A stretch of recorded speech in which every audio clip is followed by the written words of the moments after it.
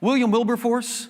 Okay, if you don't know who William Wilberforce is, you need to know who William Wilberforce is. This is the guy right here who joins British Parliament. He had an incredible ability to speak. He was an amazing orator, and he goes into Parliament, easily could have become the Prime Minister and everything. His best friend was the Prime Minister. And you know what that guy did? He single-handedly, he goes in and it's like him against everybody else. And over the course of time, with his abilities and God's blessing, he turns the entire Parliament of Britain against the slave trade. He turns them against slavery. Him, by himself. That's what's amazing. He wielded earthly power. That guy had it. He had the gifts to be able to attain high office, and he got it, right? The key is that those things, earthly power, they weren't his ultimate goal or his ultimate objective. That's not what he was after. He found himself given that position, but what was his ultimate goal? To build the kingdom of God, to reach down the ladder to those who were below him. Look what he did with the power. That's why I'm saying it's not that you have to forego career success. It's not that you have to say, well, I don't ever want to serve in a big position. It's not that. It's that wherever God leads you, you want to use it for His glory. And that's exactly what this guy does. If power and fame were the goal of William Wilberforce, I can tell you one thing he would have never done. He would have never fought against slavery. No, because everybody was on the side of slavery. Slavery was making Britain incredibly wealthy. You don't want to be the guy that stands up and says, I think we ought to undercut our entire national budget is what I think we ought to do. I think we ought to make ourselves poor and let France run away with all the money. That's what we ought to do. Man, if you're looking for career success, that's not what you say and it's not what you do. He would have never leveraged his position for those who were below him. He would have leveraged his position to get a better position. His best friend was the Prime Minister. That could have been him. He would have used his power to gain more power. If he'd have done that, that's what I'm talking about. The God of his life would have been career success and earthly power. But he doesn't do that. Instead, he leveraged his position for the benefit of those who were the least of these. Those who had no power whatsoever, who had no voice whatsoever, those who were abused and mistreated. You remember that ladder that I showed you last week? You remember the stick figures and they were all climbing and it was so effective. And then you remember Jesus was slowly descending. Yeah, William Wilberforce was like, all right. And he's following Jesus down the ladder and everybody's looking at him. What are you doing?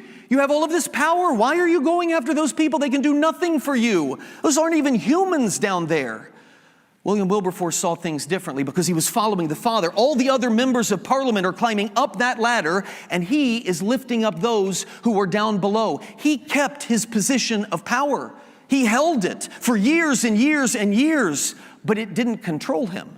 That's not what he was after ultimately. In a field, politics, that is obsessed with personal gain, his dreams were focused on faithfulness. Now, it could have cost him his position, but you know why it didn't?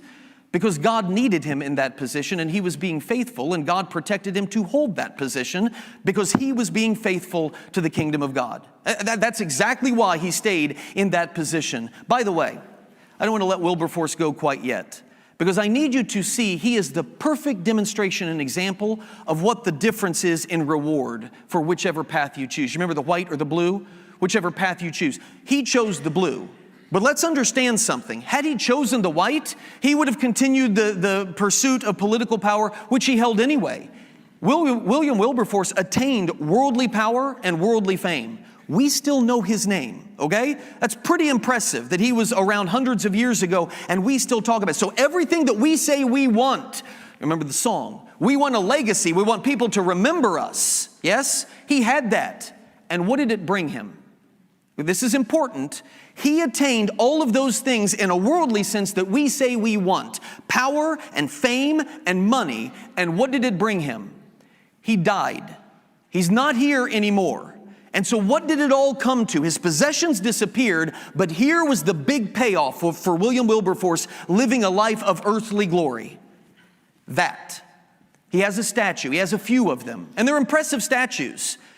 If you pursue worldly fame and success, maybe you'll be successful. Maybe the world will remember you a few hundred years after you're gone.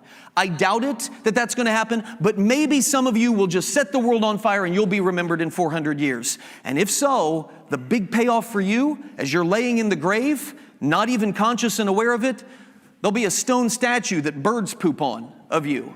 That's a great big payoff for you. Well done. Was it worth it? Was it worth everything that you sunk into your great worldly success? But here's what William Wilberforce understood. That isn't what I want. That's not what I pursue. He got it, but it's not what he wanted. It's not what he desired. He used power and fame for the least of these. And what did that bring him? Let me let Jesus tell you what it brought him. Jesus tells you exactly how this unfolded when William Wilberforce closed his eyes for the last time on earth and opened them in front of the throne of God. His master replied, "Well done, good and faithful servant. You have been faithful with a few things. I will put you in charge of many things. Come and share your master's happiness." What's the better reward?